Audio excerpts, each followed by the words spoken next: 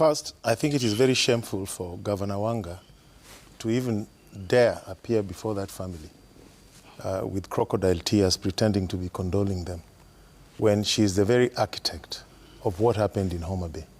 We have audio, we have video, we have recordings of how they planned this particular violence.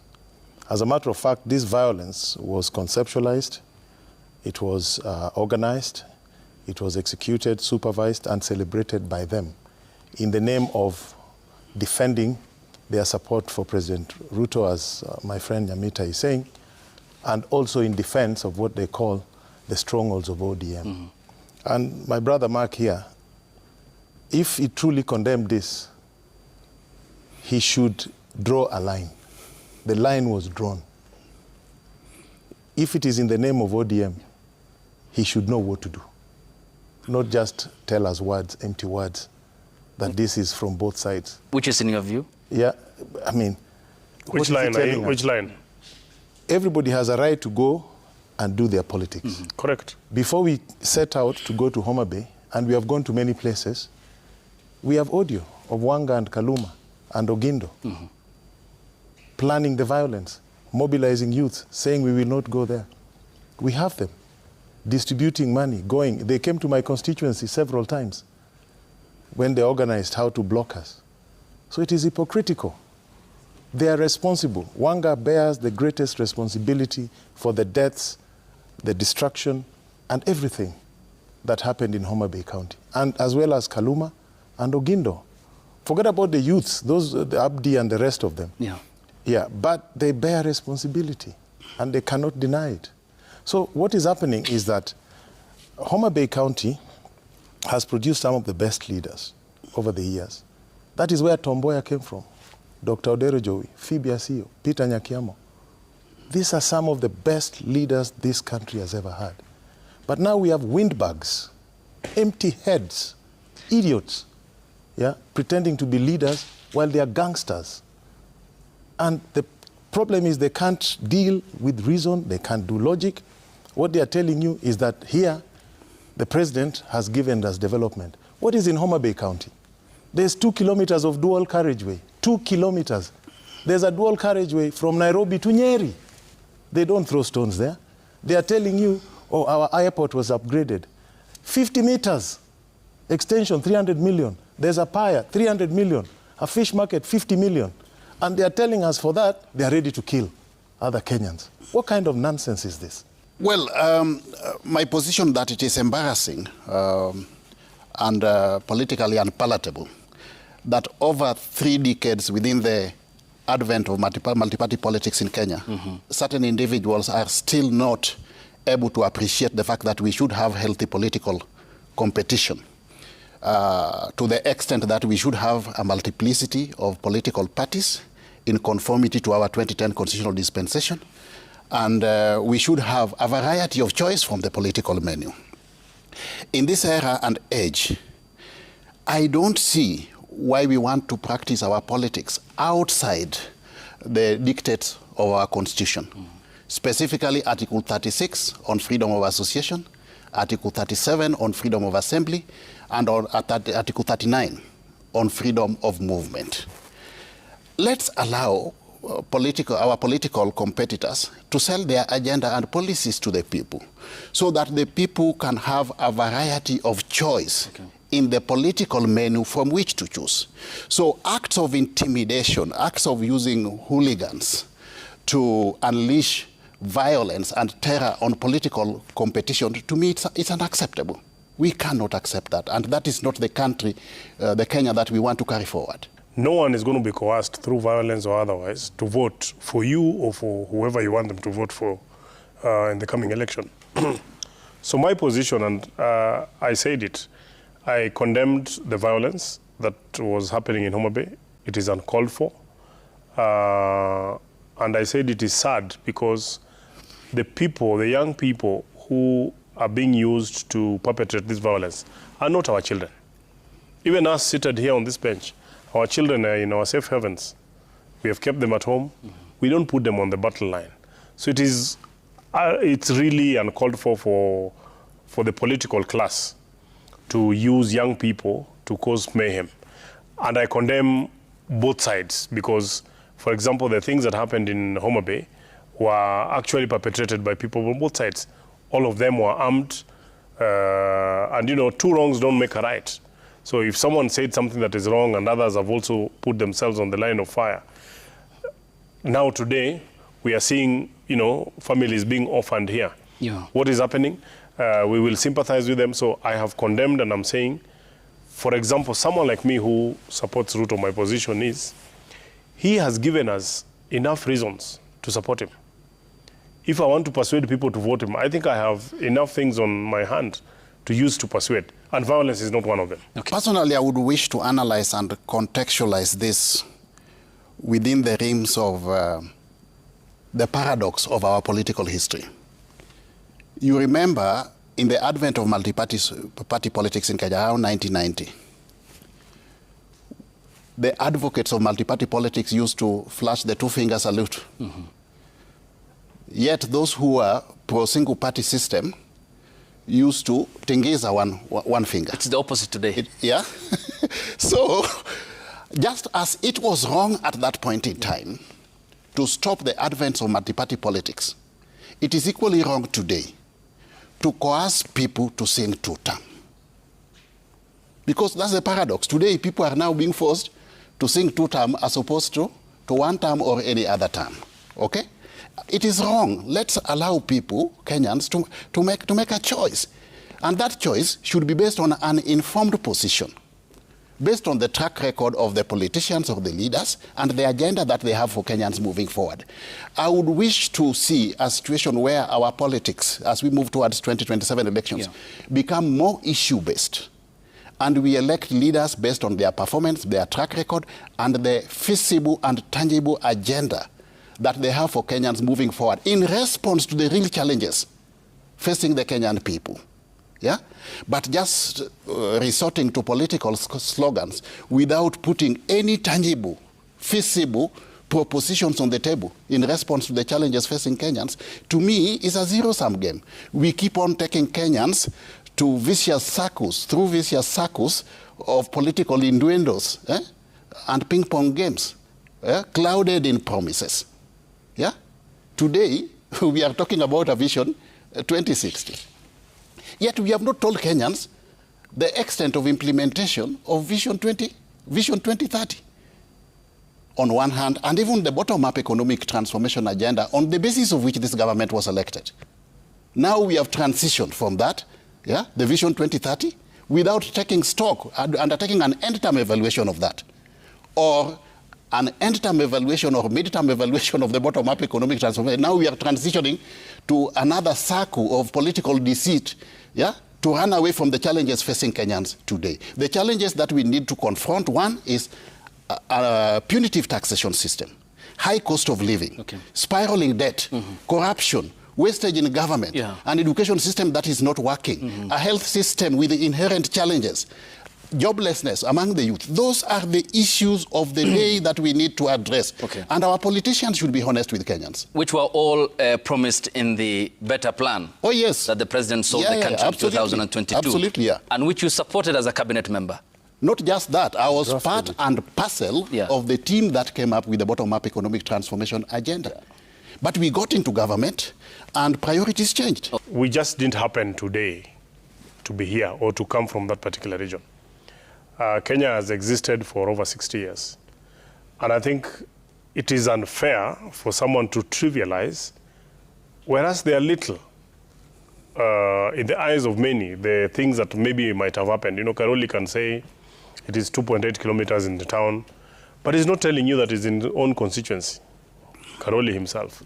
I was with Karoli, by the way, and Eliud.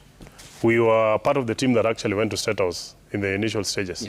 Karoli and I, and Eliud was there. No, I'd say I organized it. I organized the meeting. Absolutely. He actually organized it. And if you remember, and if we are to be honest, you remember some of the things that we'd actually discussed. I remember what Karoli asked for. Karoli asked for the tarmacking of the road, the stall project, which was from Sindo all the way to Sori. By that time, I think they'd just done about 7 kilometers. No, that's what he asked. Nothing had been done. Nothing had been done. He confirms that nothing had actually been done.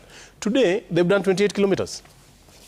in less than 2 years. So you want Kenya? No, just hold on. Just hold you on. want us to kill for just hold on. Let's have a conversation. Okay. You have your time, I say it. So when you come and say that 2.8 kilometers, we are saying 28 kilometers in your own constituency. One of the other things that was very dear to Karoli that time is 28 kilometers, according to the record. And I actually checked before I came. But even if it is 21, from nothing and 21, 60 years later, from nothing and in less than 2 years, 21 kilometers, like he says, but it is 28. He also did mention, and I think that was a big thing, when there was a grand coalition government, there was a proposed Lake Victoria Ring Road, which was cutting across 5 counties. Migori, Homa Bay, Kisumu, Siaya, all the way to Busia. And it is a project, he did tell us that they initiated it during that particular time. But because of the bureaucracies of the day, the bureaucrats actually frustrated that whole thing. From Kibaki time, coalition, it didn't happen. It came to Uhuru time, it didn't happen. This particular government has pursued it, and the government has actually signed the agreement for the consultant to actually come on board. In fact, from the timelines, they are hoping that by February next year, we're going to have a contractor on site. A 500-kilometer road that is cutting across. Very dear. That particular airport we are talking about, that expansion has enabled movement to happen. So what we are saying, no amount of development is worth any life. That we shouldn't lose life, even if we had got 1,000 kilometers of road in Nyanza. But I want to say, when I say that I'm condemning both sides, the team that went down there were equally armed to the teeth.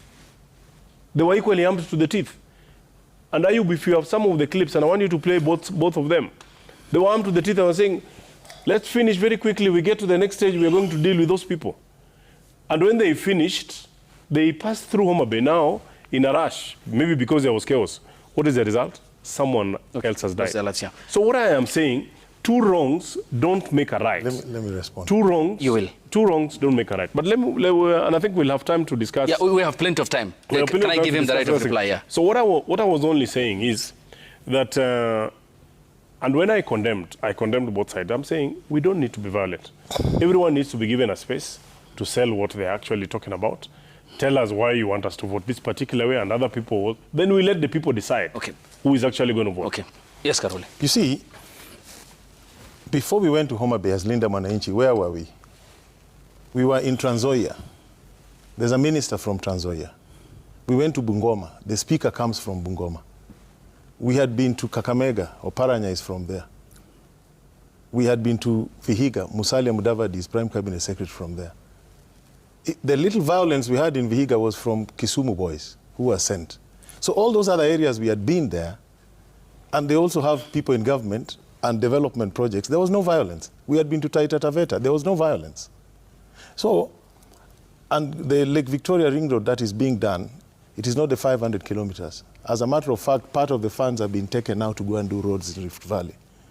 No, so there's been rebalancing. They'll only do the section from Homa Bay to Masaran and the other side. The things I'm talking about I've confirmed. Yes, it's actually the whole stretch. I know. Yeah. We'll confirm whether there is budgetary allocation for that. No, what they have done, they've updated us a World Bank. It will be funded by the World Bank. It is part of the regional integration network. So it is a World Bank project. Yes, yes. Yes, it is actually conceptualized in 1968 by Tom Mboya. Now, this idea that some road is being done in your constituency, so you carry machetes and you threaten people to come, not to come to your constituency, is what we are talking about here. And I disagree with the issue of machetes. I support that no one should carry machete.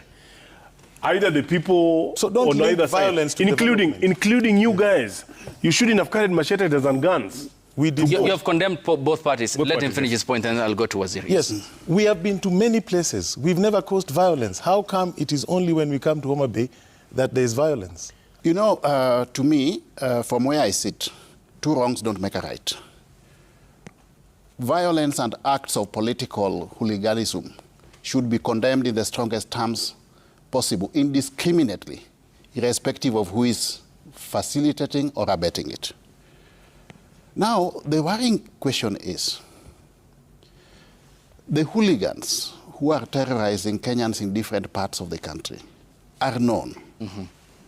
these boys are known to be either close associates of certain politicians or close associates of certain individuals in government. Where is the police in all this? Yeah? If we utilize what happened in Homa Bay as an example, we had instances where certain roads were blocked for a whole day. You can't tell me that can happen in Kenya. Yeah? In the full glare of the police. Where is the police in all this? And that is why there's a perception that perhaps the goons are being facilitated by individuals in government. Yeah. Yeah? Because the cardinal responsibility of any government is to protect the lives and property of its citizens. Do you want to tell me that government has lost control of governance to the extent that it has either outsourced its core responsibility of provision of security to the private sector in the name of goons? That is the question that we need to answer. It is mind-boggling that this act of violence is happening in different parts of the country and the police is not able to arrest these instances of violence. It is the prerogative of the president to organize, reorganize, and even disorganize his own government the way he deems appropriate. Okay? So it is not for me to suggest whom he should appoint to certain positions. That is his prerogative, depending on how he wants to govern.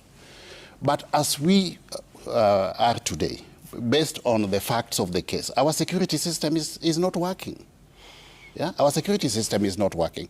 We can't have these acts of violence in different parts of the country. What we witnessed in Olkalau during the by-elections, what we witnessed in Nakuru, what we witnessed in Kisii, and now in Homa Bay, and then the police does nothing about it.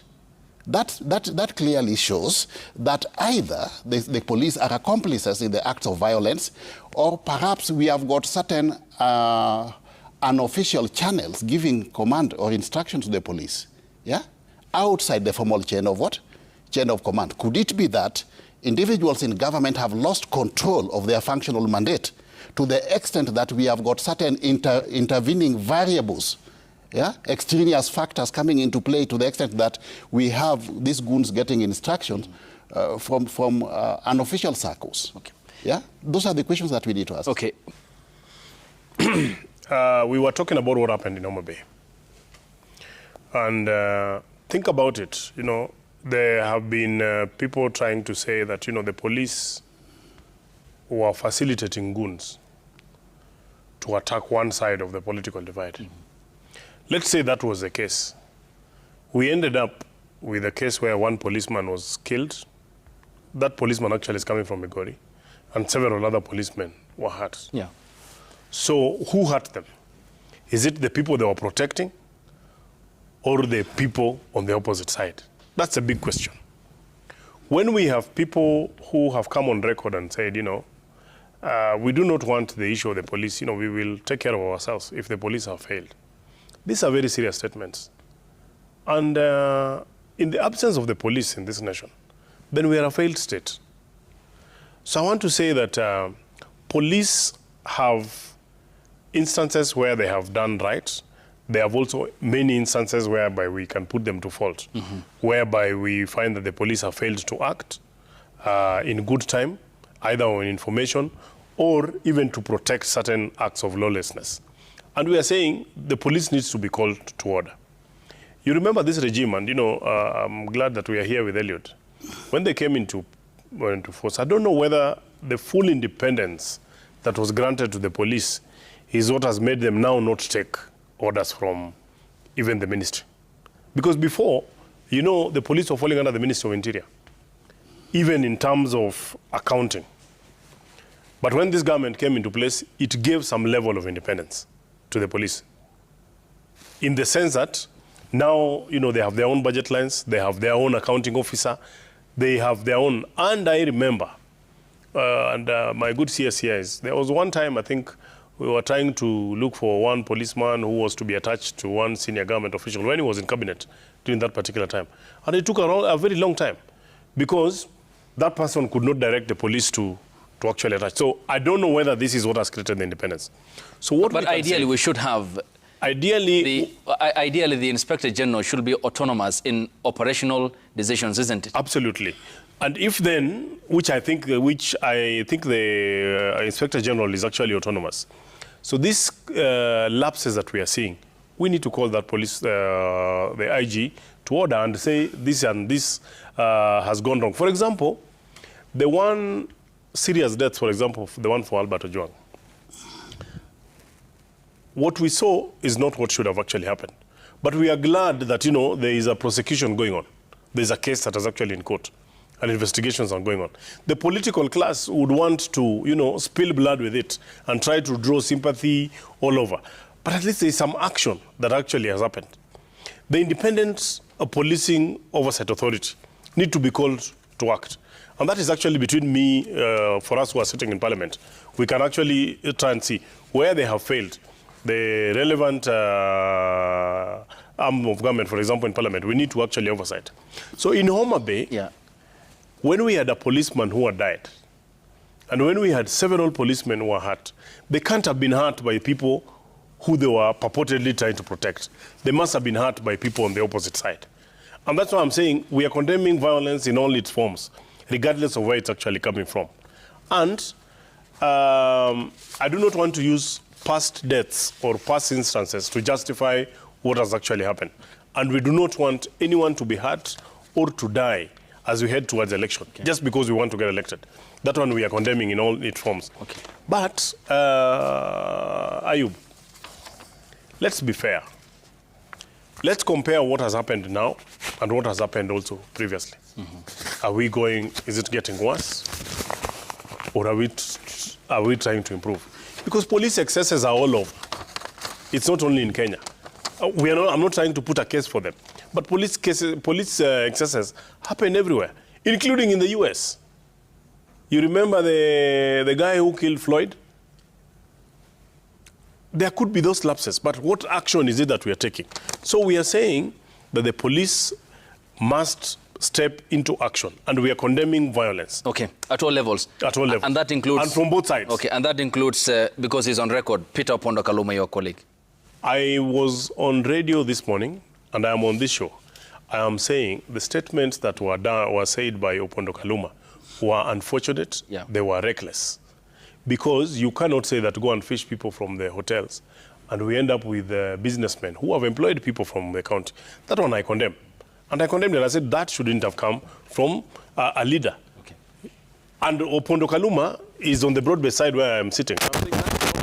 But on the same note, I am also saying the Linda Wananchi team, who are also saying, let's go and deal with those guys. Collect stones, let us throw stones. Because that one I'm also condemning. He is here, so we'll put that question. And from the police statement, just for confirmation purposes, and on a factual note, the police driver died after losing control of the vehicle, and the other sustained injuries in the aftermath. So he wasn't attacked personally. The police who died is someone known to me. It's called Onkundi. Yeah. He had a stone on his head. He was hit on the head. He lost control of the vehicle. Let me tell him what happened. First, I want to challenge him because I've brought a censure motion in Parliament against Opondo Kaluma. He sits in the Speaker's panel.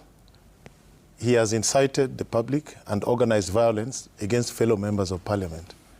That goes against Leadership and Integrity Act, Standing Orders, Powers and Privileges, the Constitution, Chapter 6, Article 10 of the Constitution. So we are going to censure him. And we want to hear your voice voting with us. Very well. No. When the motion comes. It's not about my voice voting with you. No, you have to. Let him make his substantive remarks. Let it not just be talk here.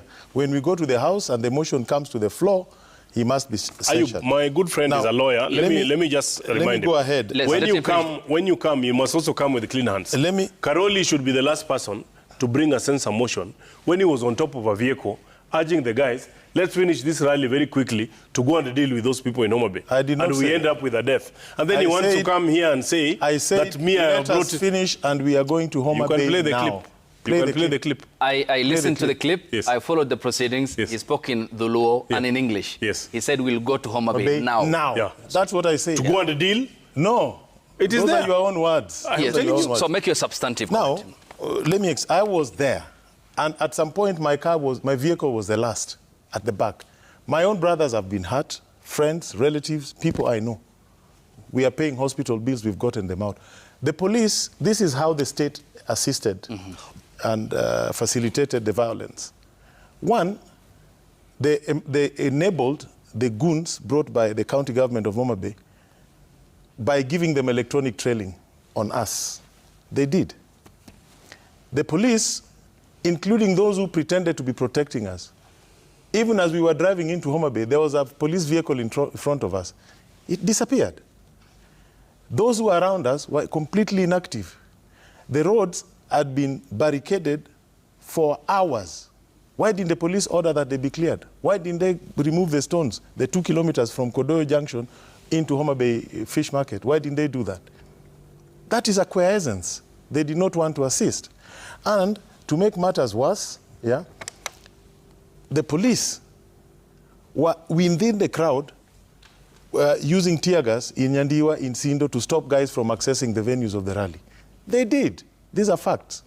The police who were stoned were actually on a vehicle at the back, and one of their vehicles had stalled. There was a pickup that had stalled. Who stoned them?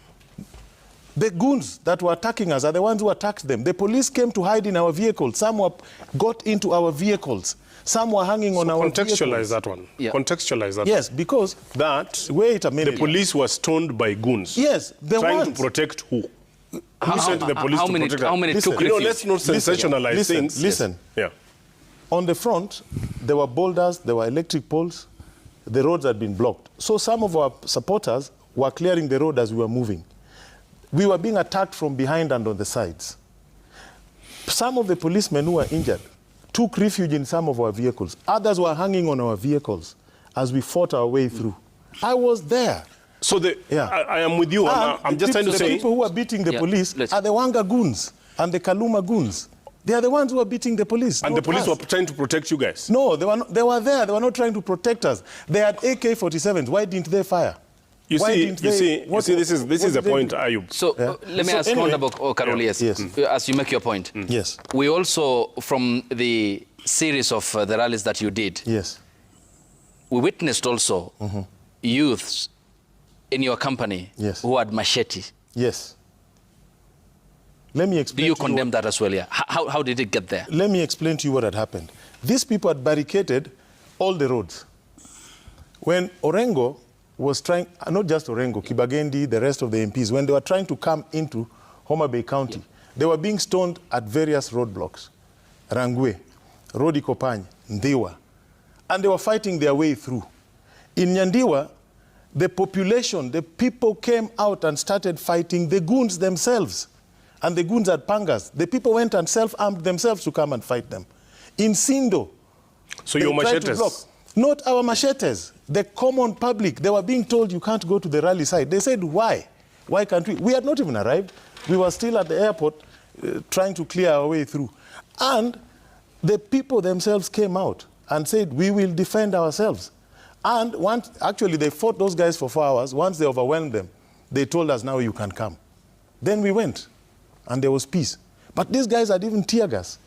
Yeah? So, you see, all these things is telling us here, the police violence. I have a list here of Luo youths who have been killed in the last 2 months, abducted, shot, maimed, killed in police custody. I have here. And I read it in Parliament today. You see, the violence is not just against politicians. There has been no government that is violent to Luos like this one. And do you know what they are trying to do? They are trying to use Luos to cover it. So today they brought an incompetent person to be the chairman of IPOA, somebody who does not meet the qualifications. You mean Dr. Ojwang? Yes, and we were debating it in the House. I looked at the report. I raised questions. They were very upset. The reason why he's being brought is because he does not have the qualifications. When he will be called upon to do whatever they want, he will toe the line. So are you saying he's not there by merit? No, he's not. He has academic deficiencies. What is the qualification to be the chairperson of IPOA? We looked at that. You must, let me explain to you. First, the qualifications are those of a judge. Yeah? In Kenya, to be a lawyer, to be a judge, you must be a lawyer, correct? To be a lawyer, you must have had 3 years of full-time training. He is at 2 years. So even the Council of Legal Education does not recognize that qualification. That is the starting point. But the most fundamental one, to be a judge in this country, one of the qualifications is impartiality.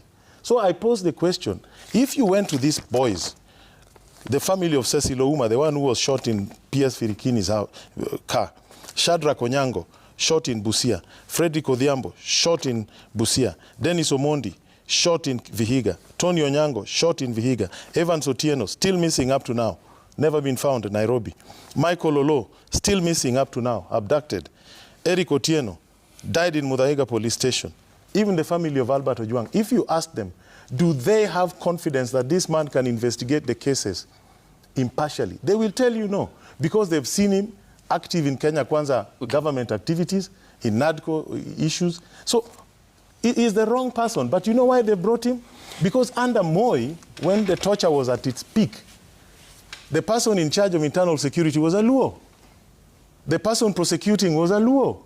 The judge before they appeared was a Luo. The chief torturer was a Luo. So they are doing the same thing now, so that when they beat up the Luos, they can say, but it is your people who are there.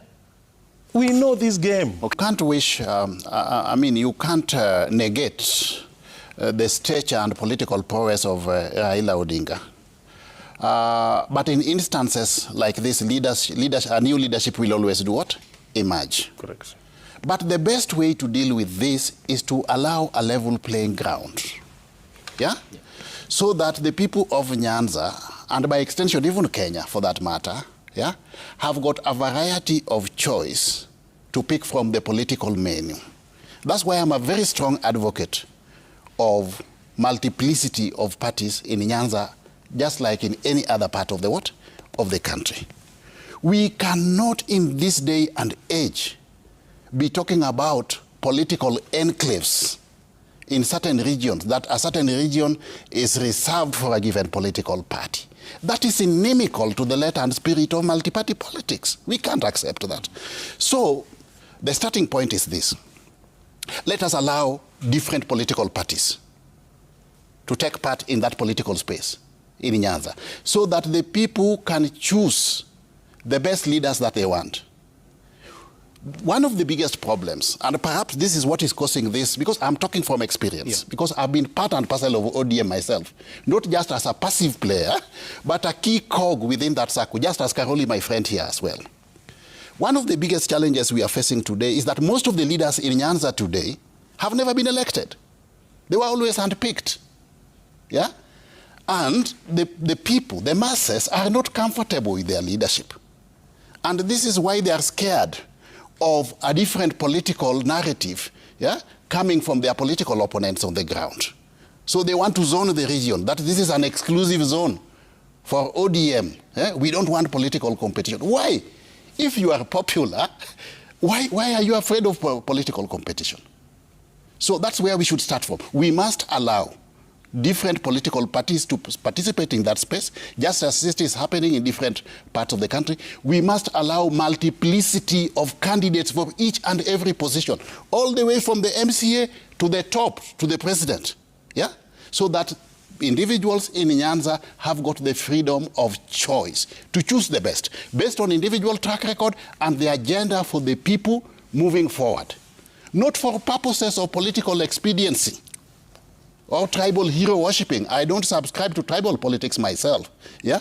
But in response to the real challenges facing the people. Yeah. The time could not be more ripe. 2027 is the year. So was that absent in Odinga's presence and present in Odinga's absence?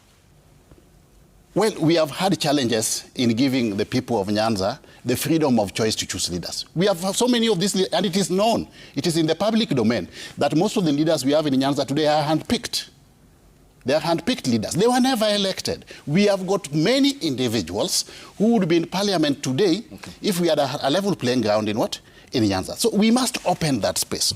And for the avoidance of doubt, next year we are going to have many political parties, starting with PPP, People's Prosperity Party, which I subscribe to, taking part in elections in Nyanza and different parts of the country. We will have many candidates running for different positions. So those in leadership today, either as MPs or governors, they must live up to that reality, trying to zone Nyanza as an exclusive zone for ODM just because you don't want political competition. It's not going to happen. Okay. It's not going to happen. I was not handpicked. There is no process. There is no path to parliament through handpicking.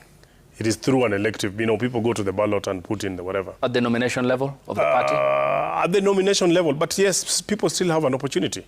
I come from Migori. I mean, we have had a governor who was on a PDP ticket. All I am saying is that I don't think that there is any political party or any person, whether they want or not, who has the capacity to stop anyone from running. Not at all. But within a coalition, for example, in the broad-based coalition, they can say, okay, fine, we prefer one party to go. But if anyone is dissatisfied, for example, I am an ODM member, I will go through the ODM nomination process. If it is fair, I will shake the hands of the person who is winning. If I win, I hope they also do the same. If I find that it is not fair, I still have a path. I can go run on independent. Was that the case for all ODM party members? I am talking about what I know. They were, you know, they've said they're the ones at the COG, so maybe they know what exactly was happening there. But all I am so let's pay attention to what we know. Every single... So, let's pay attention to what we know then, and it's in the public domain, for also avoidance of doubt. For example, are you aware of how the nomination process happened in Homa Bay County in the build-up to in the last election? It was through an opinion poll, and people, you know, Karoli was given a direct ticket, I was given a direct ticket, and we are here in Parliament. But let me tell you, Raila Odinga you are not your ordinary politician.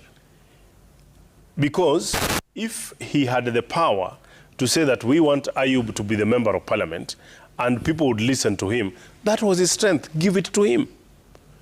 Give it to him. Because there was no day he put a gun on anyone's head. He would say, ODM party, this area, I want you guys to vote for my person, and this is my person. And people would listen to him. He persuaded in whichever way he used to persuade. There was no gun on anyone's head. Okay? As we go into this election, I think that freedom must be given. Anyway, the freedom is guaranteed by Constitution.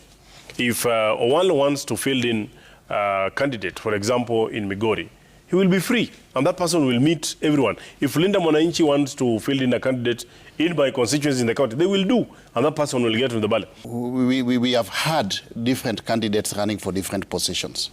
But some of these individuals have been curtailed by these acts of violence.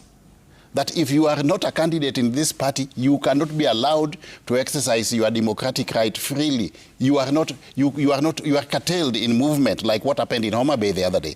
That is what we are against. Yeah? Let each and every candidate for whatever position have the freedom to do what?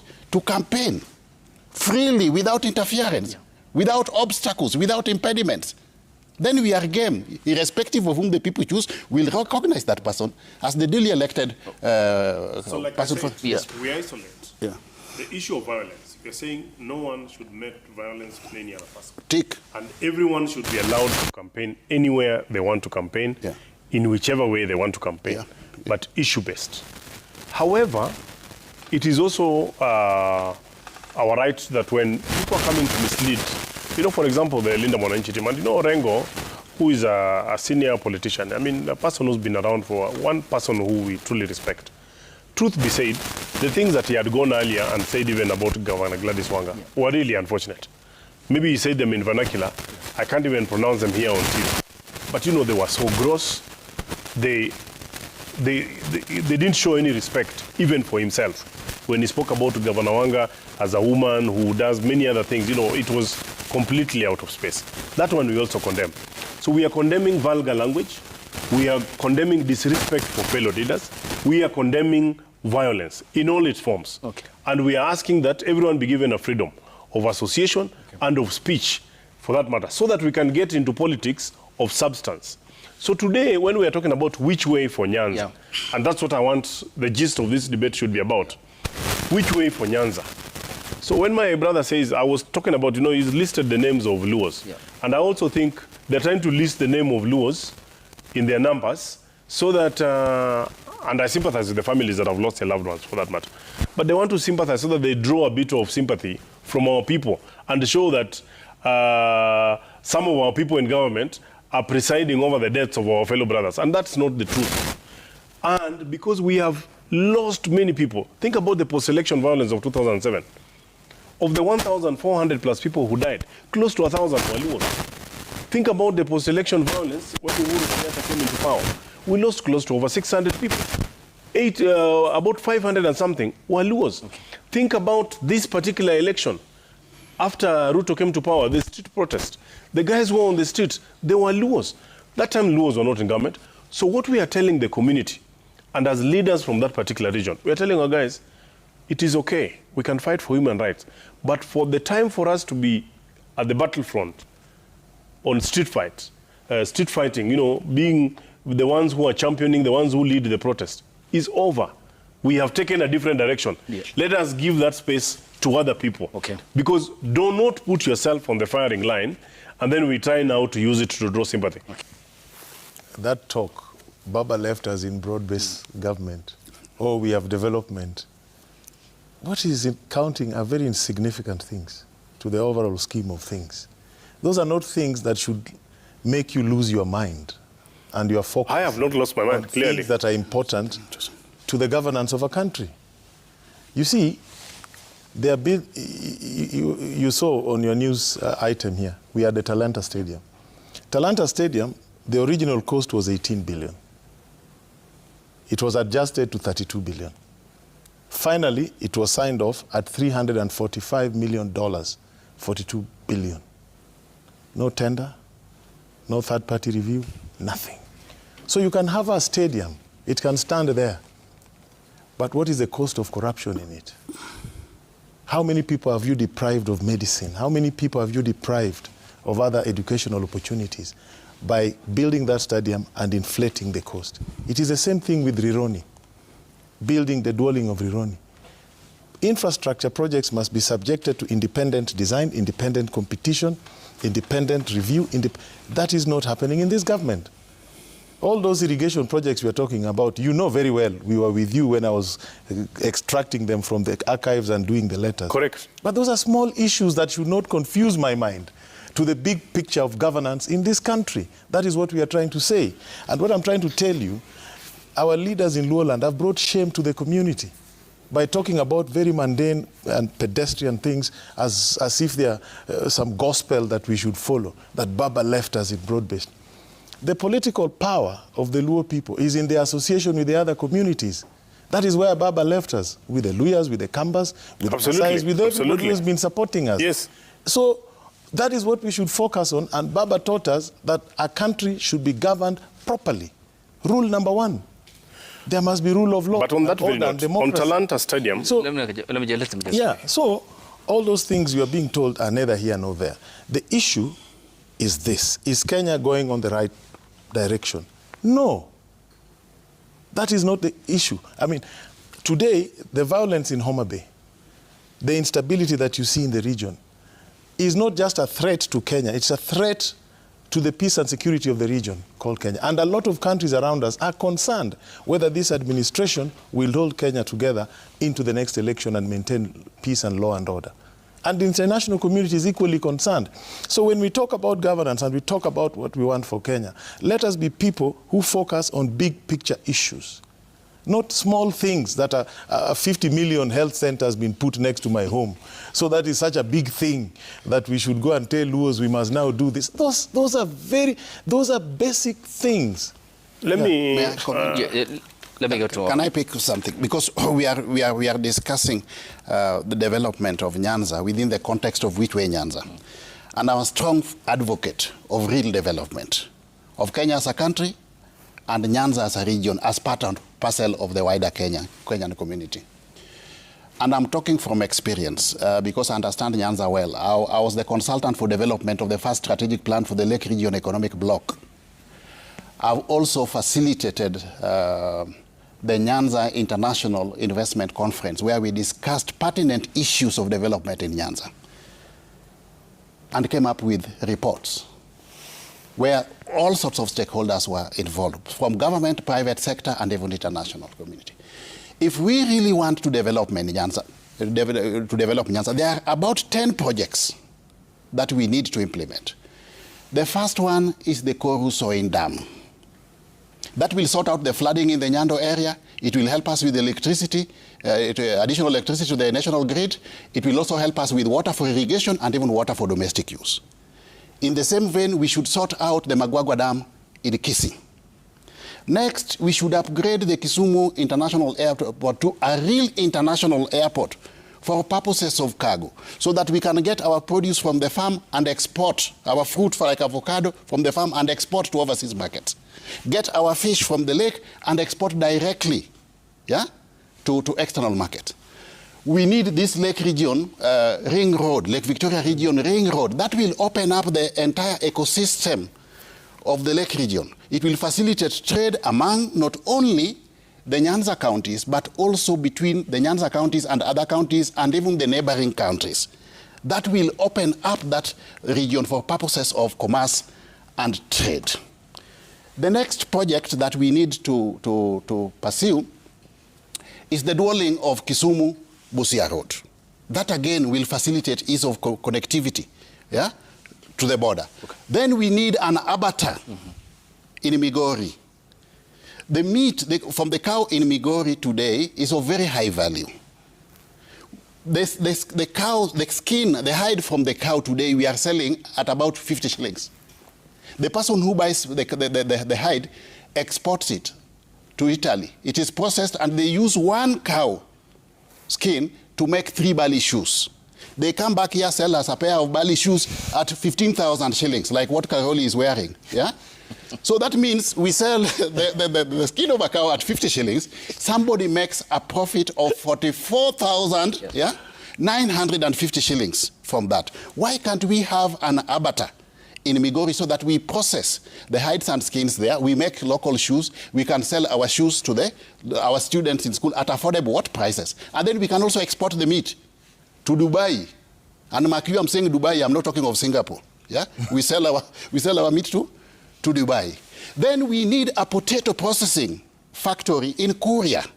We go to Kisii. We need a soapstone factory in Kisii, a proper rice mill in Ahero. Then we revitalize our cotton. Once we do that, then we augment it with electricity, water, and roads as critical infrastructure. Then we are good to go. So not these mundane things. I'm not negating what this government has done. It is positive. But I'm saying, considering the years of neglect and systematic marginalization that Nyanza has undergone since independence, those are about 10 major projects that will revitalize the economic base of Nyanza.